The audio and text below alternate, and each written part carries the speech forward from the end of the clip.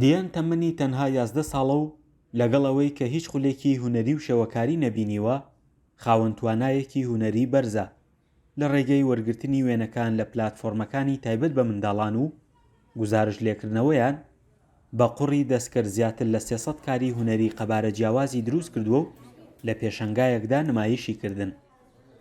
من نام دیان دارایە، خەڵکی ئەڵەبجەی شەهیدم، تەمەنم 11 ساڵە، لە پۆلی دەرەچم بۆ پۆلی شەش، حەزم لەم بەرهێمەرانی ئەم کارانەیە.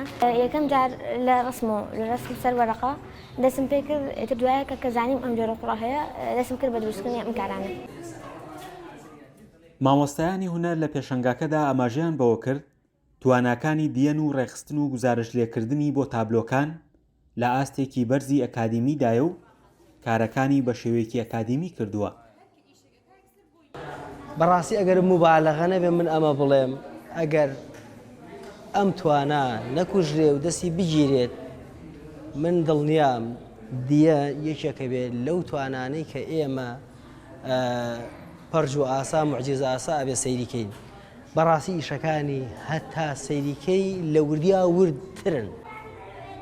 دایکی دیان ئاماژە بەوە دەکات دیەن لە قوتابخانەشدا هەمیشە لە یەکەمەکانە و ڕۆژانەش کاتێکی زۆری بۆ کاری هونەری تەرخان کردووە. والله الحمدلله لە مەکتەب زۆر باشە، یعنی لە تەلەبەیەکەمەکانە دایم لە ماڵی شوێ ئیتر کەشمان بۆ ڕەخسانووە دایم خەریکە. ئەگەر بەتاڵ بێت قوڕی نەمابوو لەم جەژنە 3 جار تەلەفۆنمان بۆ مامۆستا عەلی کردو تا دوکان بکات و تۆزێ یعنی کاتی بەتاڵ حەزەکە بەتاڵی نەبێت دانەنیشێ. دیان وە خۆی ئاماژەی بۆ دەکات خولیایەکی زۆری بۆ کارکردن لەم بوارە هونەریەدا هەیە و ئاماژەش بۆ دەدات دەیەوێت بەردەوام بێت. چەندین کاری هونەریشی بۆ کەسە نزیکەکانی دروست کردووە.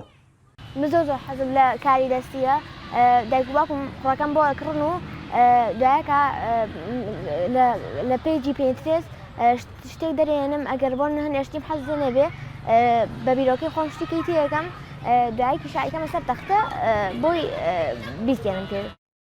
دیاندارا لەگەڵ ئەوەی کە هێشتا منداڵە، بەڵام لە قوتابخانەی گزارشکاری و داڕشتنەوەی هونەریدا خوێنەوە و گونجاندن بۆ ڕەنگەکان وەک مامۆستایانی هونەر ئاماژەیان پێکرد ئاستێکی بەرزی هەیە.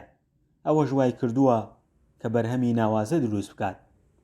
فەرحان هەورامانی، دەنگی ئەمریکا، هەڵەبجە.